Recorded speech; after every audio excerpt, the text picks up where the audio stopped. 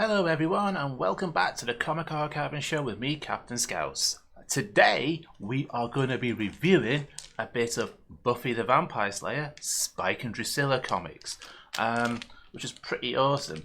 For those who missed the last Comic Archiving Show we did on YouTube, we reviewed Red Sonja, which was quite a nice comic to review, a bit of Strange Girl, which was a bit strange, and Fell, which was a crime-based comic, again, which was another sort of strange sort of comic more than anything.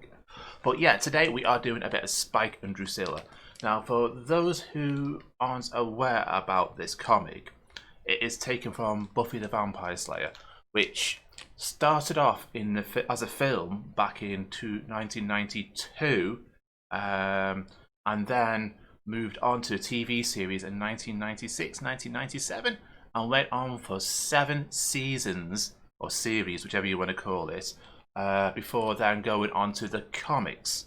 Now, these comics in general sort of take place and were written in 2000. So, even though it was sort of halfway through them filming the series and all them lot, it actually takes place sometime around season 2, where we first see Spike and Drusilla turn up in Sunnydale. So these are very awesome comics we're going to review later on in the show. But first, we're going to be doing some comic news. So since the last Comic Archiving Show that we last did, there's been quite a lot of comic related news in the media. First things first, there's been a lot of film news. So we'll talk about that first.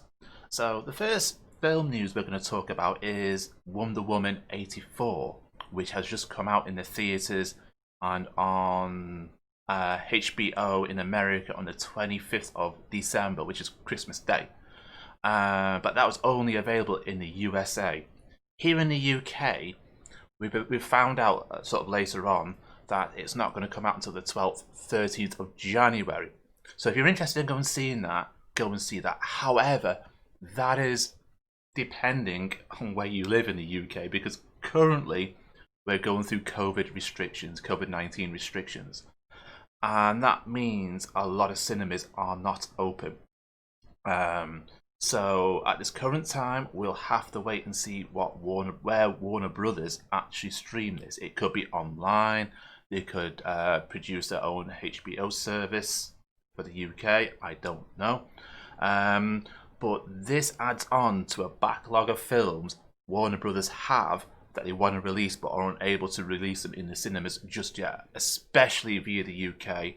So this is why they're going via a streaming service via HBO.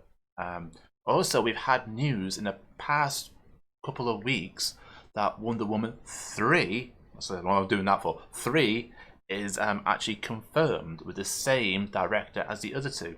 So I'm interested to see where they go off on that. The first Wonder Woman was brilliant, based on the Great War and the First World War. Second one, you've got mostly to do with the Cold War. Where it goes, I don't know. Are they going to go into cyberpunk territory? No one knows.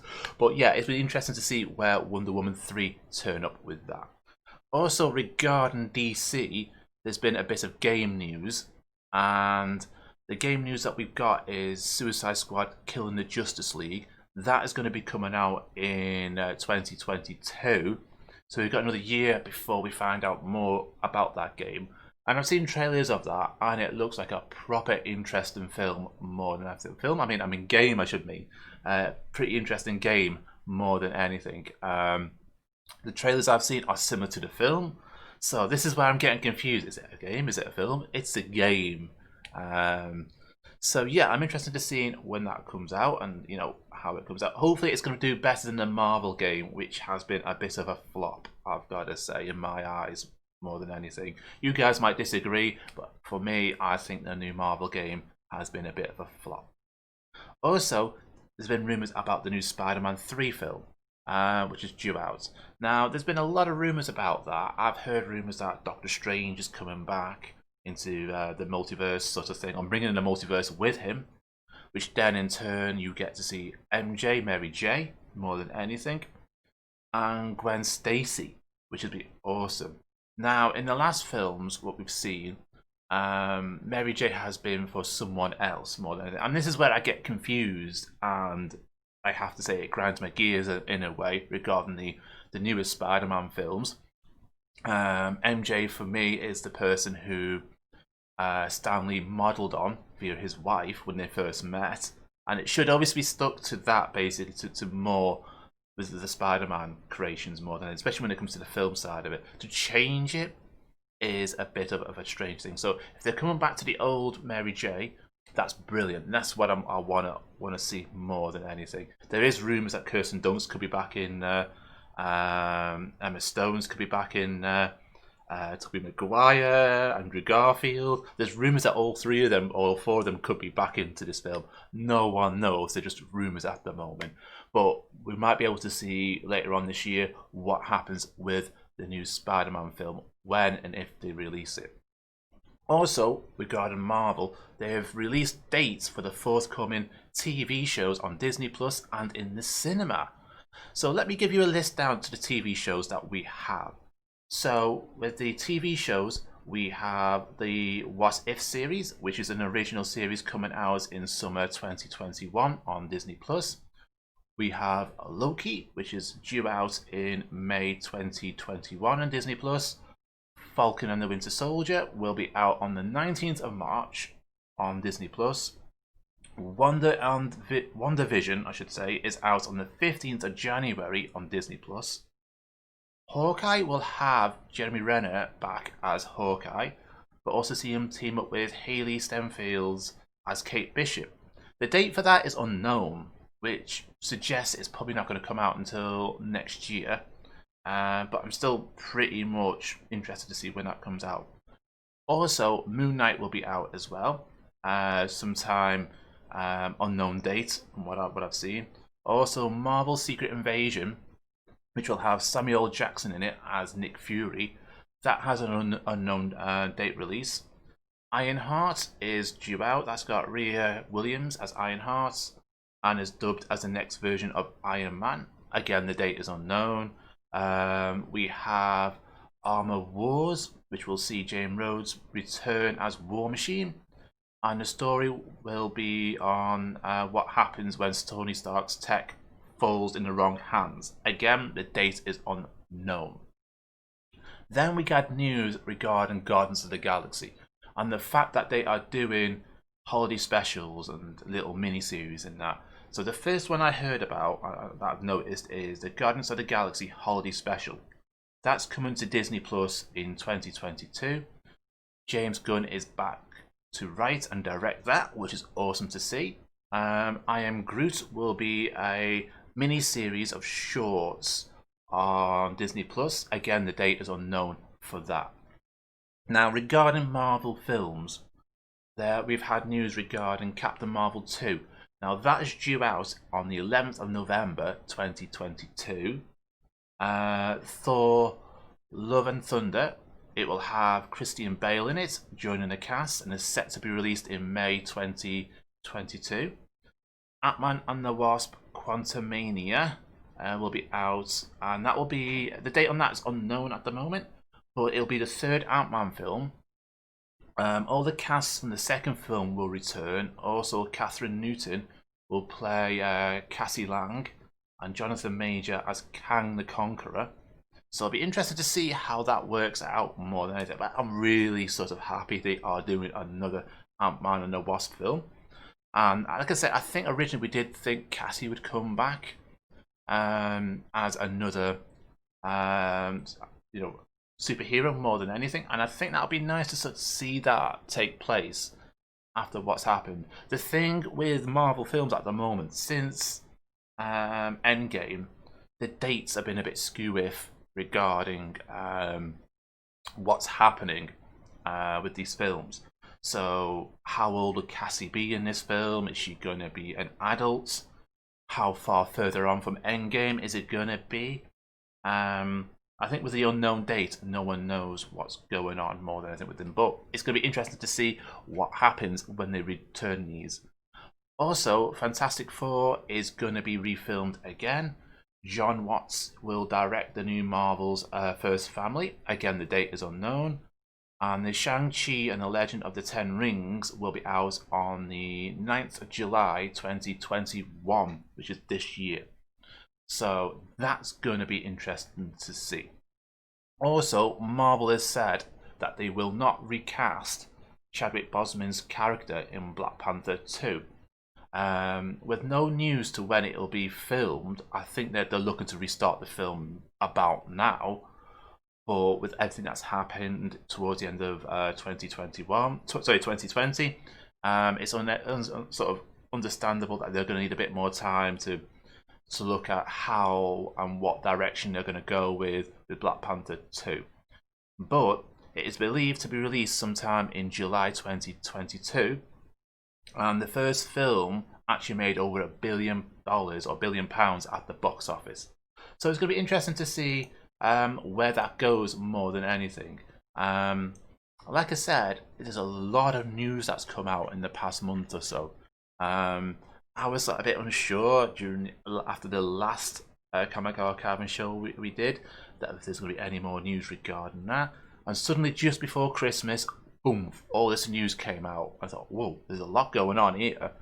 So yeah, we've had the Wonder Woman film that's due out. Is Wonder Woman 3 I'm thinking about, which is going to be confirmed. We've got the new rumours of the Spider-Man 3 film. We've got all the Marvel TV shows that's due out on Disney Plus over the next year and a half, 2 years.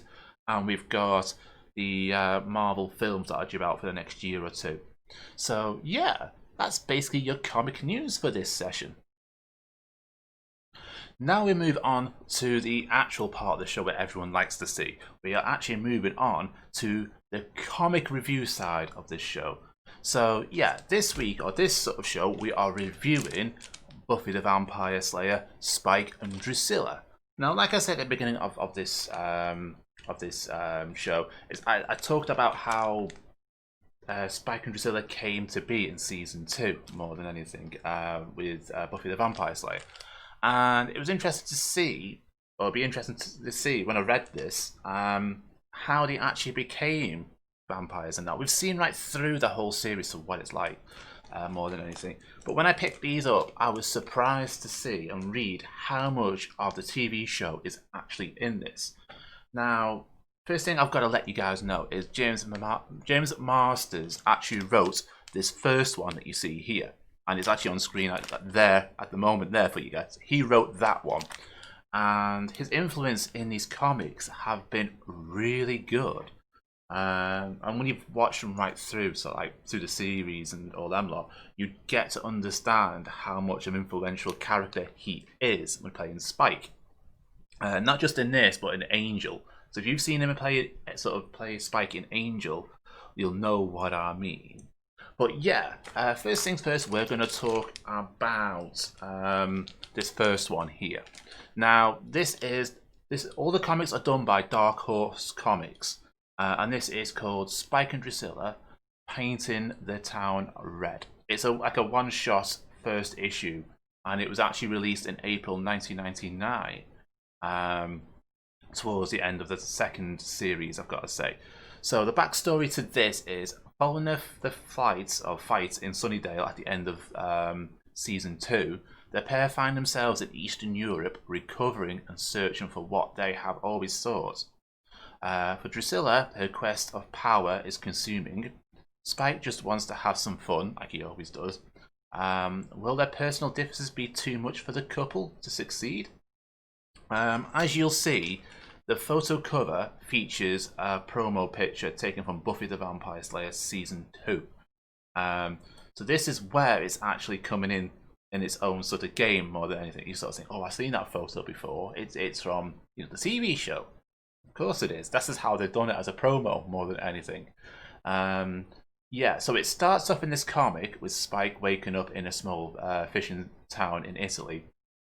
And he's sitting up in bed trying to understand Drusilla's obsession with Angel, and he's there smoking a cigarette, and he accidentally, tries to wake her up, and he drops a cigarette on Drusilla's head, causing her to attack him And as Spike throws her out the window, he's like, "You mad woman, what are you doing?" So they have a little mini argument about it all. And as for people who don't know, towards the end of season 2, Buffy actually kills Angel when he turns evil, and this is where Drusilla's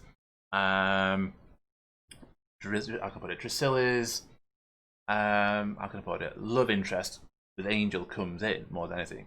Of course, she was side by Angel back, as we got to see through all the TV seasons and all that lot. But she was very fond of him in season 2.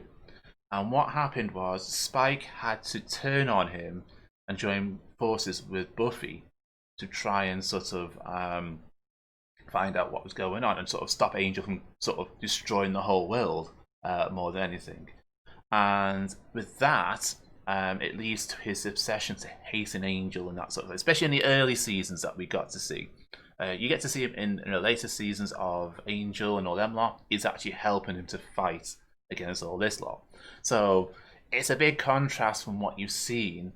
I think in overall, like 10 years of Buffy and Angel overall. And when you read the comics, you get that sort of sense as well. But this is in the early session. So yeah, Spike throws Drusilla out the window with this. And from Italy, Spike ends up going to Turkey after they sort of have a big fight. He goes his own way, and he comes across a gang of men fighting over someone's sister, where Spike starts to take him on and turns one of them into his slave. 2 months later, we get to see Spike in his lair in Turkey, and he's like, "I love living here." He's got belly dancers around him, dancing for him, and all that lot. And one of the belly dancers comes up to him and starts dancing. And it turns out it's Drusilla, who he left back in Italy after their fight. So she's turned up with a new friend called Conis, who sets upon his men to attack Spike. Now, this is where we get to see Drusilla trying to, backstab Spike for what he did to her, throwing her out the window and setting her on fire and that. However, she's recovered from it and she's just decided, I'm going to take my revenge on him. I'm going to join forces with someone else. We know what she's like in the TV shows. She goes for someone with a lot of power, and just, see who's the strongest out of the two of them. And this is what she's exactly done with Spike. Set him up to have a fight with someone who she thinks is stronger than him more than anything. So after destroying Koenig's men, Spike has a little chat with Drusilla by saying, "Look at the mess you've made." And then he sort of offers a truce with Drusilla.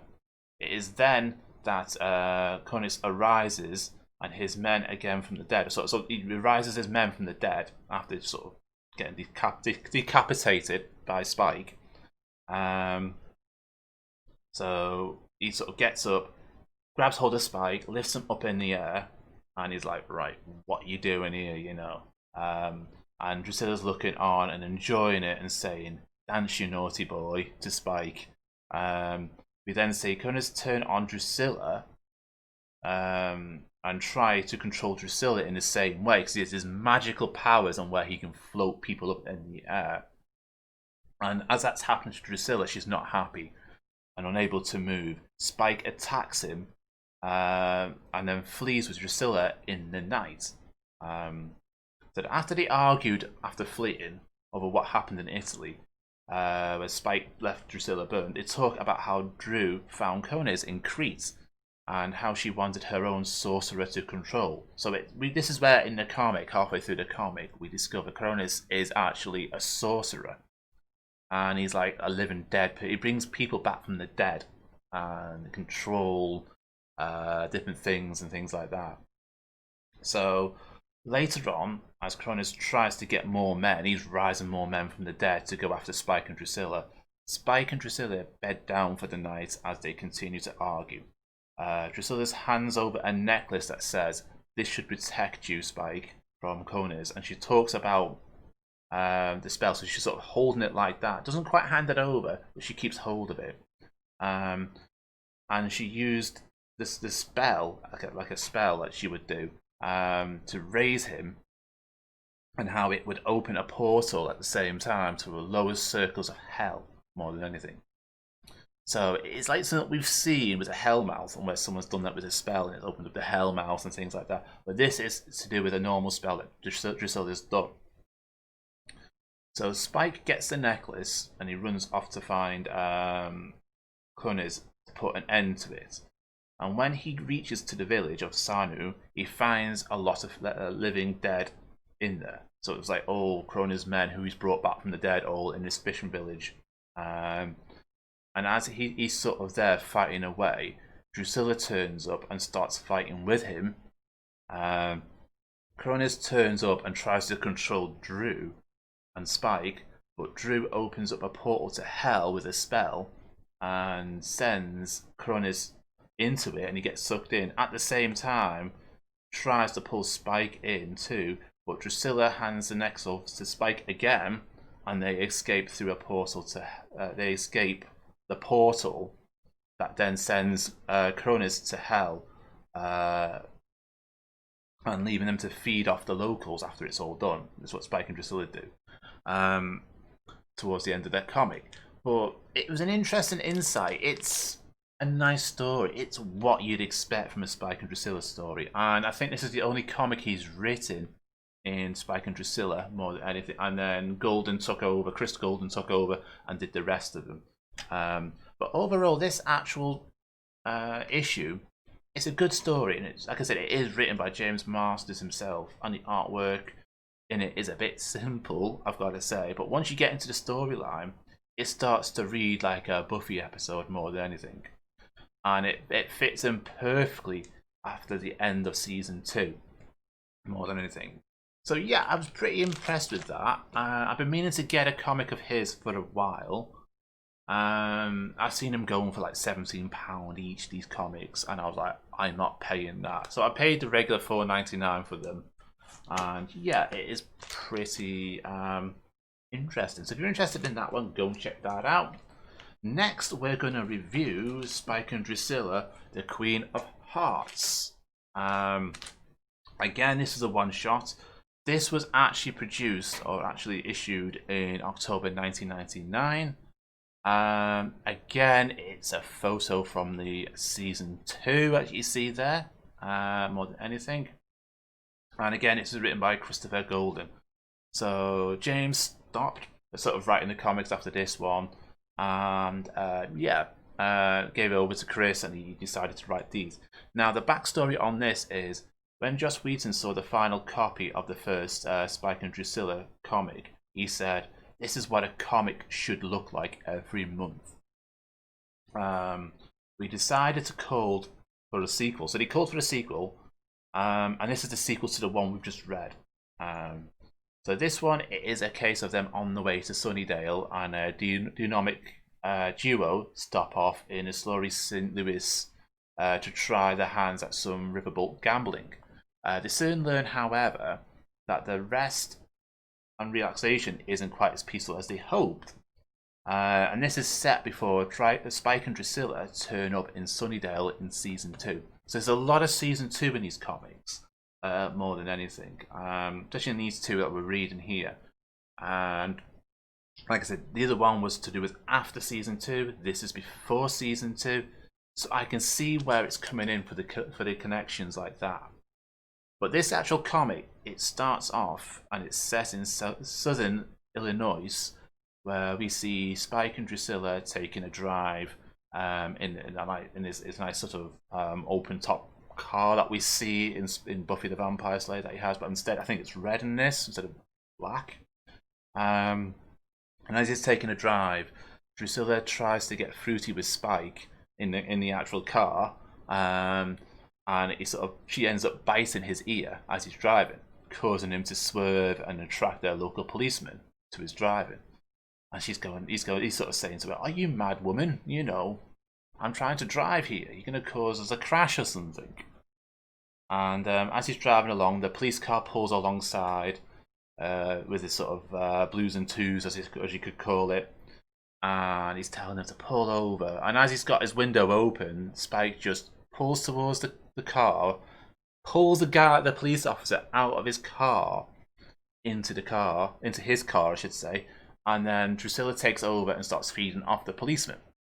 like a modern day Uber Eats service. That's what it was more to do with, and that's what made me laugh about this comic. It's like, ooh, modern day Uber Eats service. I thought more than anything.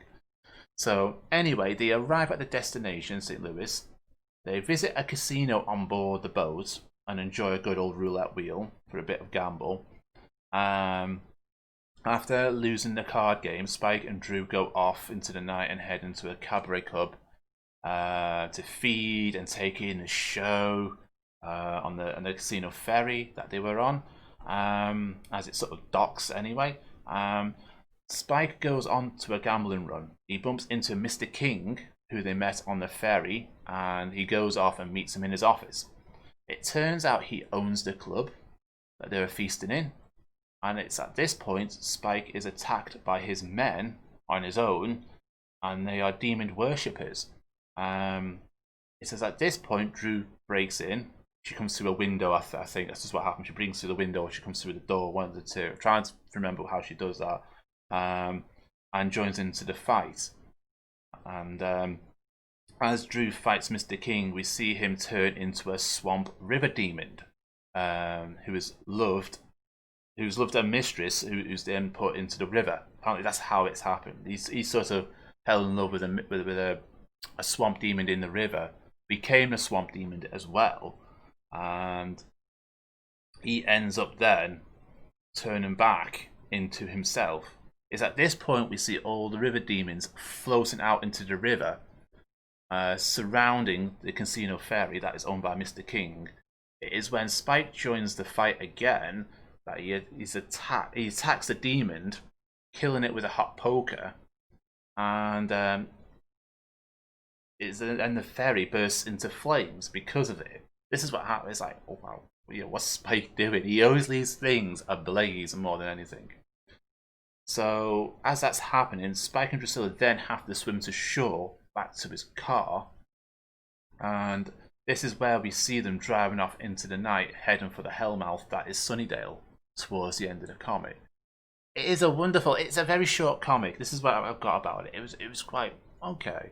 Despite the small thickness of it, you sort of think, you get into the story and it's like, okay, Casino Ferry, pretty entertaining to what it is, more than anything. Again, this is a wonderful comic. I quite like this comic. I think it's written better than the other one they've done, but overall, I like it. I like the fact that we find out how Spike got his gambling addiction. I've seen him before gambling against kittens. He's using kittens instead of money.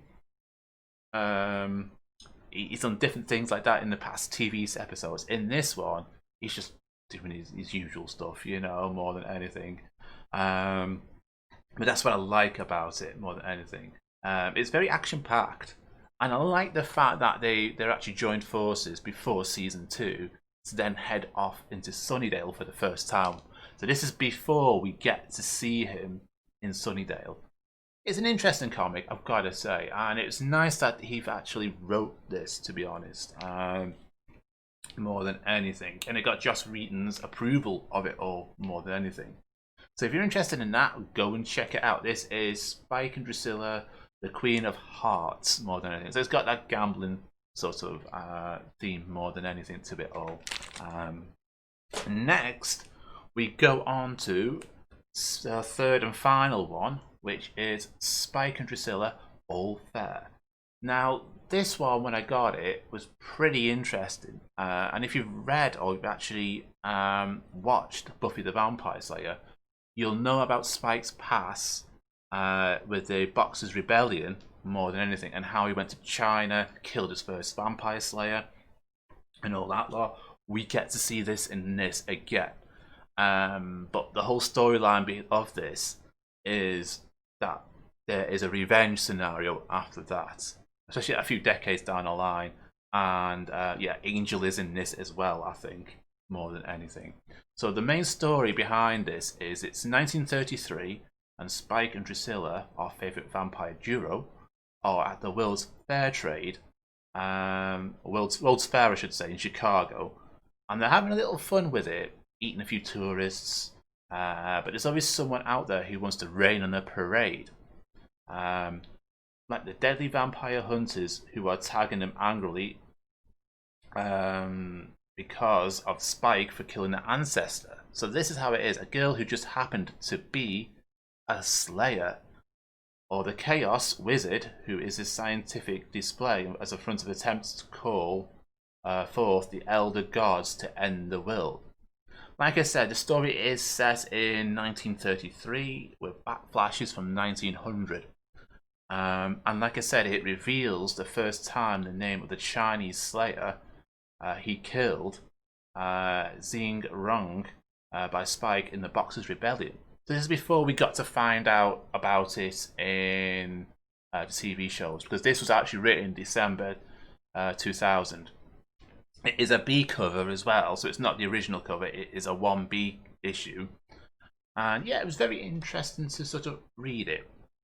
So the comic starts off with the backflashes to June 1900, with Spike in China during the Boxers' Rebellion. And we see a Chinese man going after Spike saying, "They killed my granddaughter," who I guess is the Slayer he killed back then. And he was asked to say, basically, we see that she was named Xing Rong, and that the plan for the revenge of the killing, to be honest. So that's what happens. Spike sort of goes, "Oh yeah, I don't really care," you know, he's having a little argument with the guy, and he just throws him to one side, but doesn't kill him more than anything. So he just goes off more than anything. Then the comic cuts to 1933 and the Chicago World's Fair. As the police investigate the bodies they've left behind, Spike and Drusilla are taking in the new tech around them, and science, and that sort of just the new tech and science around them more than anything. It is not long as they're doing this that they are attacked and run away. Something odd is happening more than anything with one of the experiments on show. So it's like they're looking at it thinking, well, we're attacked, and now one of the experiments is blowing up more than anything. And as it's blowing up, it seems to have opened up a portal that is a demon trying to get out of it. So it's like, okay. As Spike and Drusilla try to escape the assassins by stealing a car, they are chased by the assassins, and they end up in a car crash. They are cornered by the Chinese assassins that want the blood for Spike for killing their slayer. As they fight the assassins, a big explosion goes off again in the World's Fair. So they head back and find this demon wanting the scientists to make another machine to reopen the portal again. It's at this point that the assassins turn up again and killing the police, who actually break in because they've been tracking Spike and Drusilla throughout them killing all the innocent people. And as they sort of confront them with the guns and that, the Chinese assassins come in with the swords, they cut them up and whatever. And as this is doing it, the big demon attacks the assassins, and it forces Spike and Drusilla to kill the assassins with them.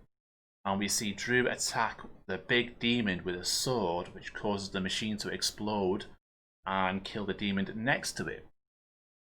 Towards the end of the comic, we see Spike carrying a scientist into his car, and Drusilla joking with him, if he needs a snack, just use him, you know, like that. But yeah, it was a nice little comic, this, to read. And like I said, World's Fair, never heard. I've heard of it in the past, but I'm thinking of a case of where we get to see in Tony Stark's dad doing the World's Fair sort of thing. That's the sort of thing that pops into my head more than anything, you know. Just doing that, Howard Stark, just doing his experiments and that. But again, this is Buffy the Vampire Slayer, so it's going to be completely different more than anything. But yeah, Science Fair in 1933. It's a nice sort of thing. I'm trying to think if we have ever had a TV show on Buffy the Vampire Slayer that actually had that backflash. We've had the backflash towards the Chinese sort of Slayer, and where they killed him, and things like that. At the start of this comic, you do see a bit of Angel in it as he's walking away from the guy, and Drusilla is with Angel as they're walking away, just leaving Spike to chat to the old man alone, just thinking he's going to kill him, sort of thing. But he doesn't. So yeah, again, this is a brilliant comic. It's telling a story of an era which was never shown on TV. We get a lot of Spike and Angel backflashes to a certain era, but not in 1933. And the World's Fair, and yeah, it's very entertaining to read. Overall, I would recommend people to start reading the Buffy the Vampire Slayer Spike and Drusilla comics. I don't know what it's like compared to nowadays, if it's something different.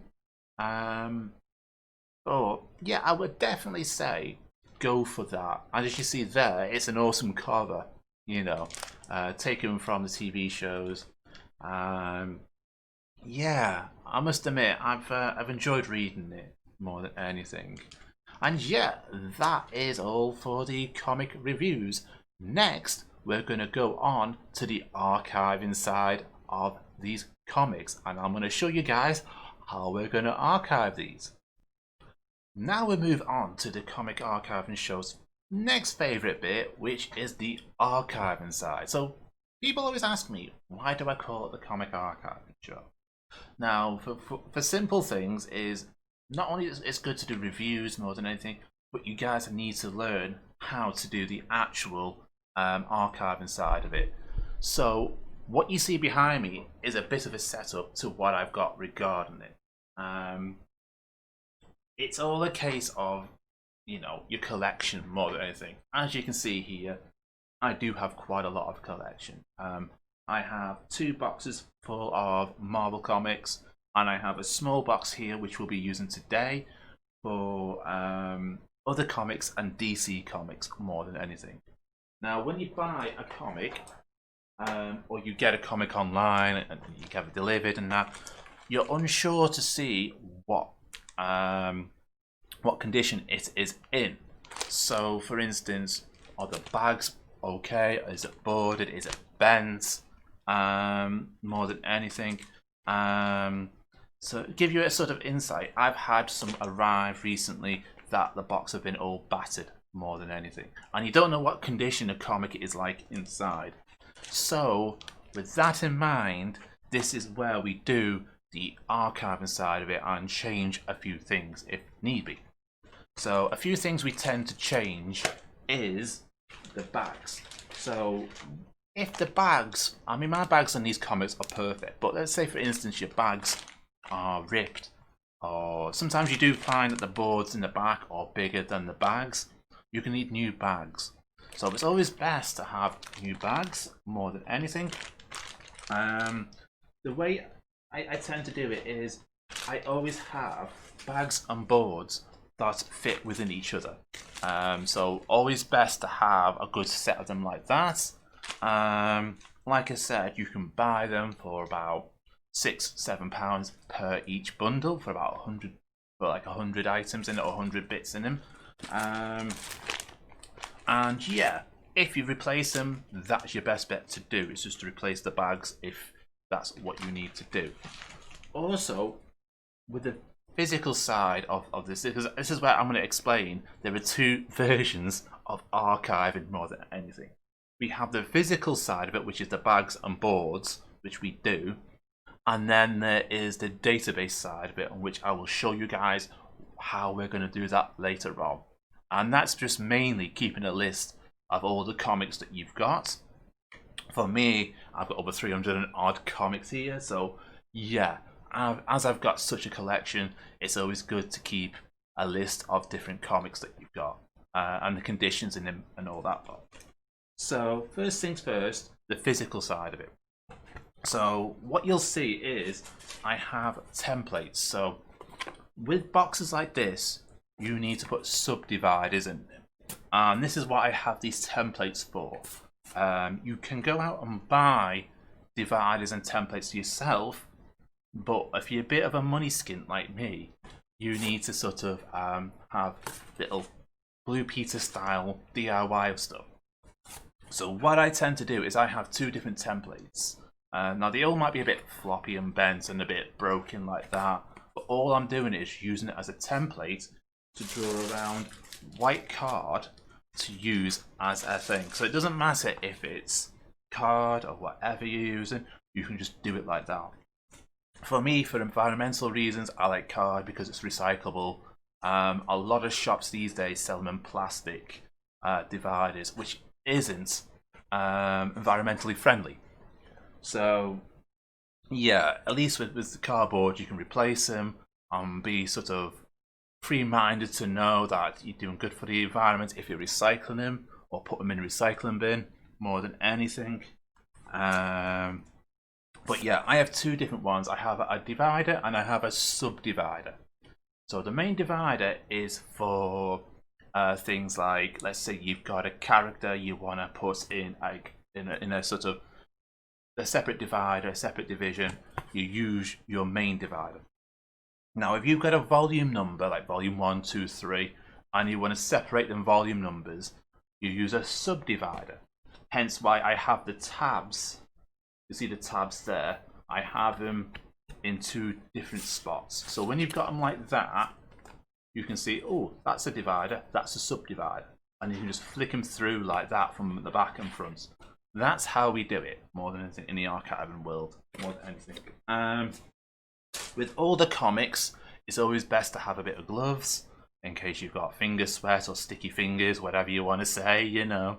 But as these are bagged and boarded, all we need to do with this is create a divider more than anything.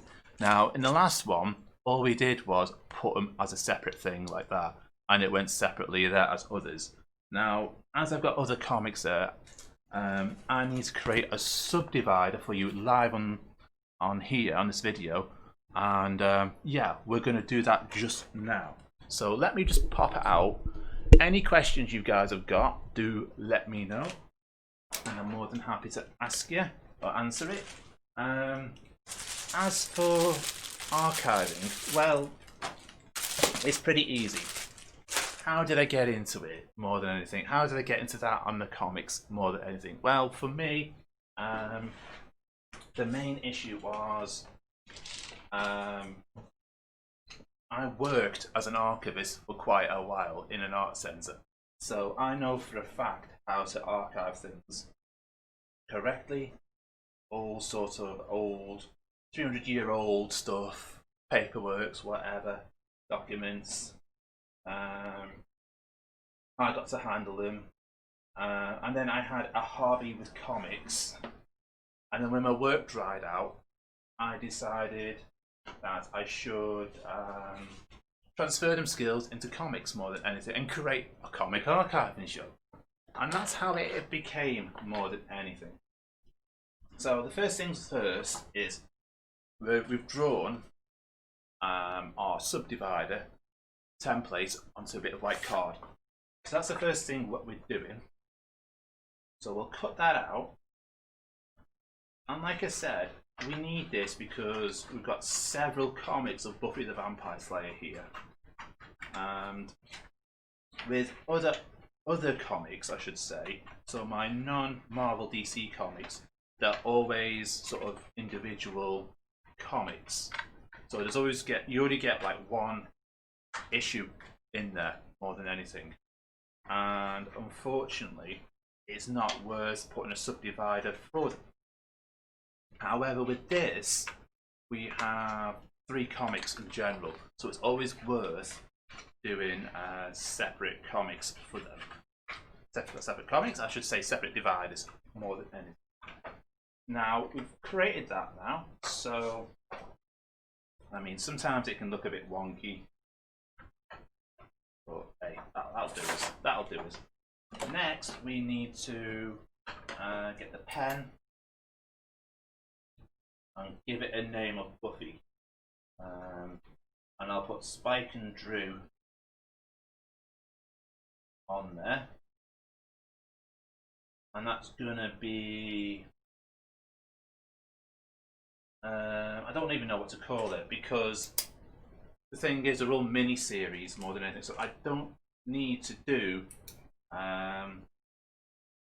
volume numbers. Normally I put volume numbers on them, on the actual subdividers, but I don't see the point. So we've got them like that. Next, what we do is we drag across the box, or move the box over, and we actually fit them in. So for this one, we are going to put it in the back there. So it actually goes there more than anything. Like I said, I have 3 boxes there, as you can see. Two Marvel boxes. The big box is for the comics that I've got a lot of. So if I've got like 70 Captain Americas, 70 Gwen Stacy's, whatever, 70 Spider-Mans, they all go into that big box.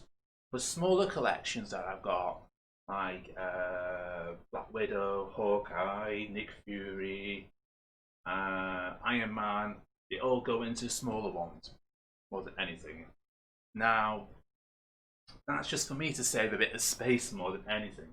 And like I said, with this box, I have my DC, which I haven't got much collection of, and then my other comics, which is quite a bit of a collection now on there, more than anything. But as your collection grows, you'll just get more boxes and then transfer things over more than anything than that. So yeah, that is the archiving side of it done. Like I said, if you guys have got any questions regarding the archiving side of it, do let me know. All that's left for us to do now is to go onto the database side of it. And the database side of it is pretty straightforward, because what we do is we keep a digital record of the comics that we have here. So we just put 3 Buffy the Vampire Slayer ones in here. We'll now go ahead and put them on the database. Now with the actual physical archiving side of it done now, we now move on to the digital side of it. Now, like I said, not only do we have the physical side of it, we have to split the archiving in half. So with that done, we now move on to a digital format of what we have just done in again with that. So this is what I call my comic database. It is basically an archival list of all the comics I own more than anything. So yeah, for let's say for instance you've got a lot of comic collections, and you want to find a way of actually having them put onto a database. This is the best method. So as you can see from this database, we have the year the comics were produced, the month, the volume number, the issue number, we have the title of the comic, we have the grading of the comics, which is very important. I've got to say this, I've got to stress this automatically. It is immense that you have this done, because yeah, that shows you how much your comic is worth. If you're not asked about value more than anything, if you're not bothered about the value of your comics, then this isn't needed, to be honest. But if you ever do decide to sell them on, or you're just collecting them, or as a comic collector, it is definitely worth having it there. You could add on your price and how much you bought it for and how much it's valued at, but I don't have it for this database more than anything. We have the variant strains of any comics that we have here, and then we have the writer, cover artist, interior artist, which is the internal ones. So the cover is from the cover of the comic, the interior is for the interior of the comic, for those who are interested between the two. And then we have the sort of side things to this, which is the reviewed, where we reviewed them, and in collection. It is a pretty pretty dense sort of material, this, so I won't bore you all with it at the moment, but what I will do is when this actual video is finished, you will be able to find a link to the actual link to this down below if you guys want to find it. So first things first, we have to do our Spike and Drusilla comics. So what we have to do is we have to go all the way down the database to find it.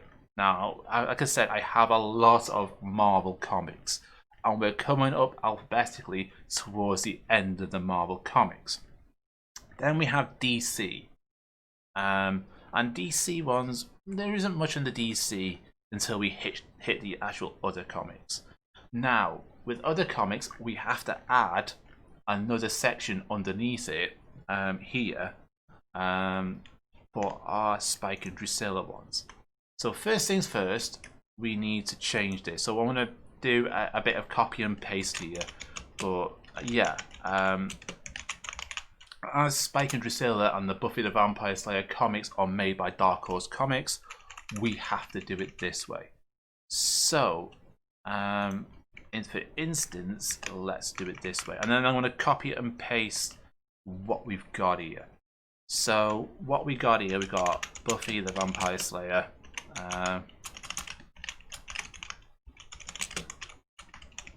Because you never know when you're gonna let's have a look. I'm gonna call that Spike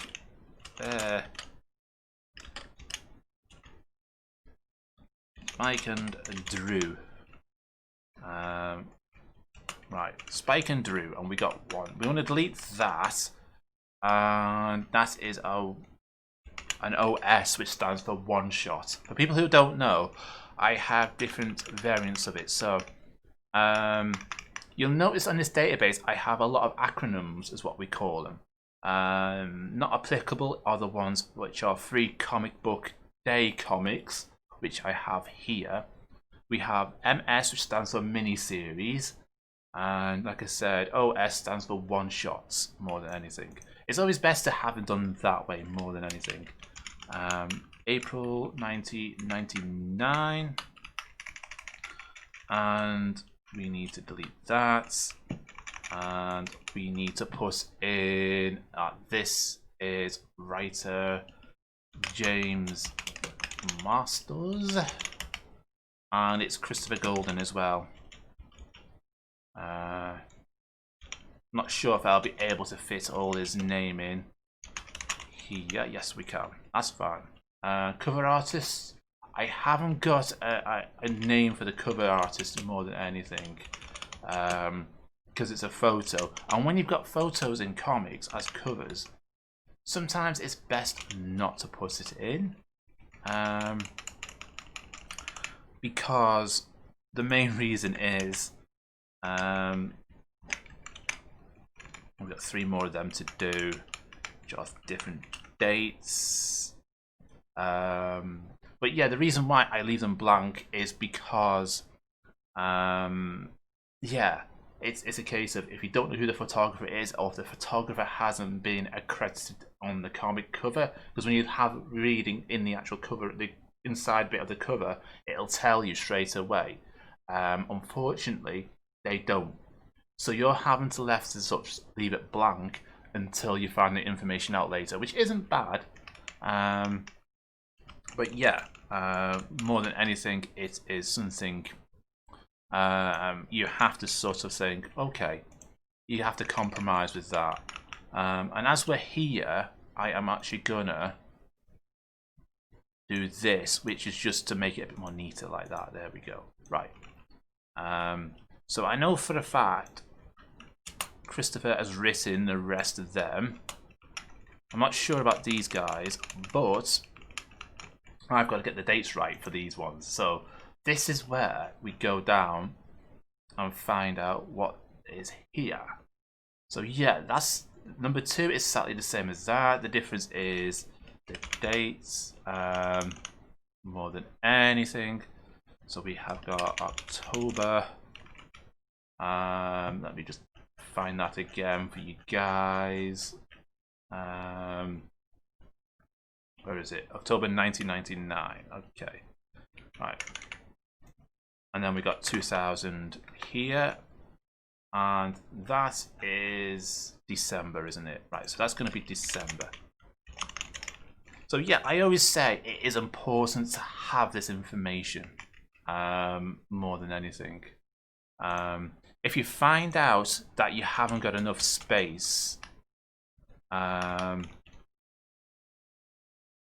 for names, like I've just found out now that there is more artists that have got involved with this last comic, it's always best to just give them the surnames more than anything. And yeah, that is what we have done there. Let me make sure we've got the right one. There we go. Right. Incidentally, these need to be changed as well. As we're reviewing them now, we might as well put them like that. So yeah, as much as people are very I don't know what people think of databases themselves. I'd be very interested to know what you guys think of comic databases like this. Is it a good way? Is it a nice sort of way to have it? Is it a good way to debate it? I don't know. You guys tell me. Right, and I think that was 1B, wasn't it? That one's a 1B. So yeah, it's always best to have a database like this more than anything. We have, how many in our collection now? We have 9 in our collection. We reviewed, we'll keep that 6 because that's something else there entirely. But yeah, it's always best to keep your databases as simple as that. But what I can do is write in the let me see, there we go, all fair. So we all know now, I'm going to put the title in the variants so people know exactly what there is. And for instance, if people are actually interested in comics like this, or they actually have their comic but they don't know how to, you know, who the artists are, and that, people are more than happy to use this database. This is what this database is here for. This is why it's on YouTube more than anything. For you guys who are new to comics or old to comics, who just want a new format, but having your comics here, it's best to have it like this, to be honest. And I will talk quite a lot of times when I'm not streaming this, how important it is to have this more than anything. And yeah, we've got quite a lot. We're currently at 351 comics at the moment on this, just alone. And like I said, I have little keys up there, so the reason why they're in red there are the YouTube ones that I've done. So this is why I'm concentrating on the YouTube side of things. So this is what this database is for. But I will be putting it in the bottom of the comment section, so do feel free to look at it if you guys want to. Like I said, it's there for people to use. If you want to use it as a template, go ahead. But like I said, I'll always stress it. Not only do you need the physical comics if you're going to archive it like this, you need the database for the archiving of comics as well. I can't stress that more than enough. It is so important for you guys to do that. So yeah, that's the comic archiving database done for now. And like I said, I hope you guys have liked seeing that. Like I said, I'll put a thingy on that for you guys on the description. And yeah, hope you guys, you know, I've picked up some ideas regarding that. So yeah, let's review what we've done on this show for now. So what have we done? We talked quite a bit of comic news. There's been a lot of comic news that we've talked about. The new Wonder Woman film that was out on Christmas Day. We've got the new Suicide Squad game coming out in 2022. New Marvel films and TV shows we've talked about.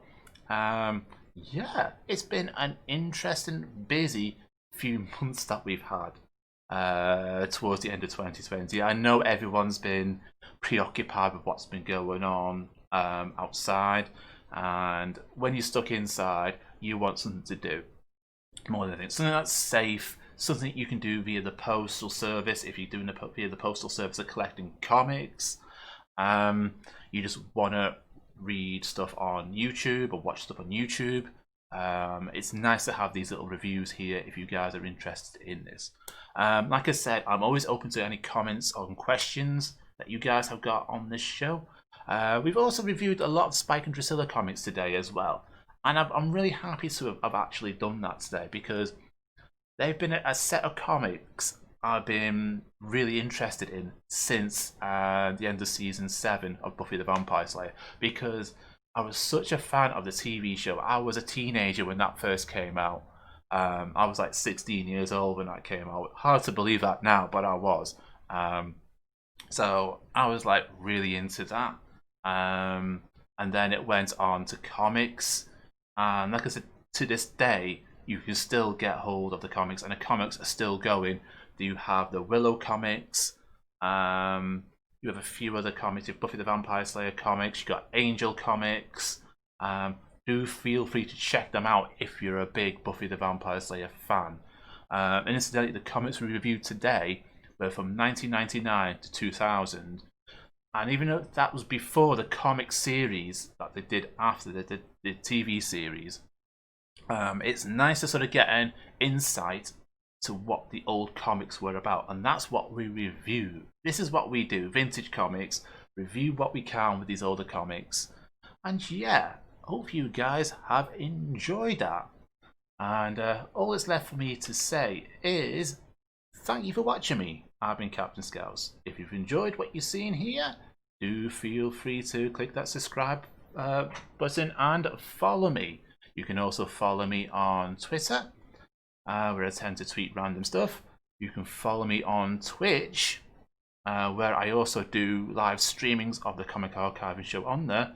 And I have my Instagram accounts. Do feel free to click the like button and subscribe. I shall see you guys next time. And hopefully you've enjoyed the show. And goodbye.